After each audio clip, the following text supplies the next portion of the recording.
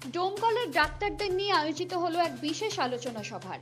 সোমবার মুর্শিদাবাদের ডোমকল প্রাণী সম্পদ বিকাশ ভবনে পল্লী চিকিৎসক সংযুক্ত সংগ্রাম কমিটির উদ্যোগে মুর্শিদাবাদ জেলা কমিটির ৬ষ্ঠতম সম্মেলন অনুষ্ঠিত হলো।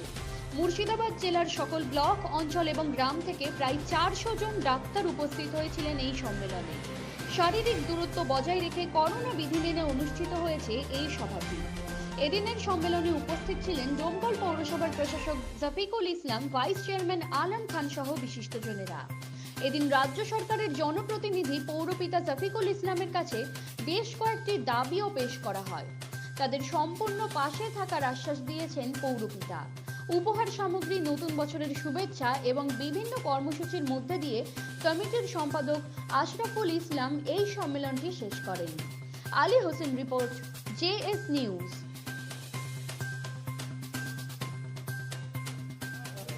এইটা আমরা 2004 সাল থেকে এই সংগঠিত হয়েছি। পল্লী চিকিৎসক সমিতি, এটা মুর্শিদাবাদের নামে। সারা বাংলায় যেটা রয়েছে, সারা বাংলা পল্লী চিকিৎসক সংযুক্ত সংগ্রাম কমিটি।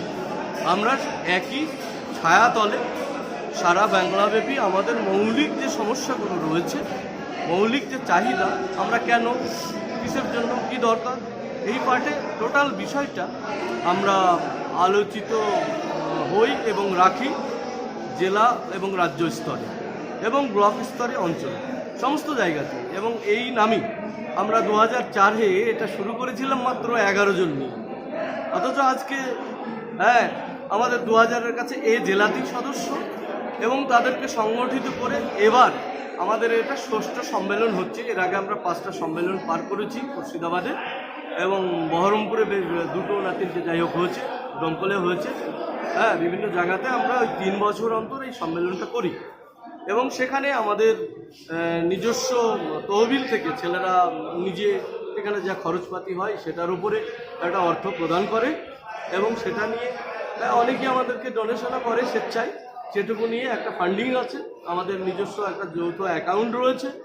যদি কিছু থাকে খরচ করে সেখানে থাকে এবং আমরা ট্রেনিংয়ের দাবিতে লড়াইটা করি বিভিন্ন জায়গায়, বিভিন্ন মঞ্চে।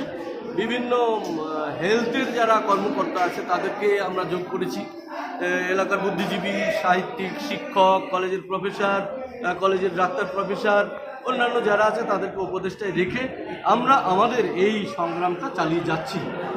এবং তার ফলস্বরূপ হিসেবে আমরা বড় জমায়েত করতে পারি। যে কোনো সময় ডাকলে 1000-1500 ডাক্তার আমাদের জেলাতে উপস্থিত হয়ে যায় এবং আমরা সম্মিলিতভাবে সরকারকে সহযোগিতা করি।